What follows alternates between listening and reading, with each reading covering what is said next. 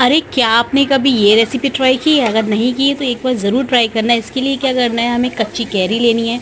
उसको थोड़े थोड़े छोटे छोटे टुकड़ों में काट लेना है। छोटे छोटे टुकड़ों में इसको काटने के बाद यहाँ पे हरा धनिया लिया है, हरी मिर्च लिए, सूखी लाल मिर्च लिए, कढ़ाई में ज़ीरा डालेंगे, हरी मिर्च सूखी लाल मिर्च डालेंगे और इसके बाद डालेंगे कच्ची कैरी, थोड़ी सी हल्दी और नमक वगैरह डाल के इसको अच्छे से मिला लेंगे और डालेंगे कुक्ड करे हुए राइस, अच्छे से मिक्स करेंगे। मिक्स करने के बाद हरा धनिया डाल देंगे और ये हमारे कच्ची कैरी राइस बन करके तैयार हैं। झटपट से बन जाते, ट्राई ज़रूर करना। खाने में बहुत खट्टे खट्टे थे, बहुत अच्छा लग रहा था। ट्राई ज़रूर करना था। तब तक के लिए बाय।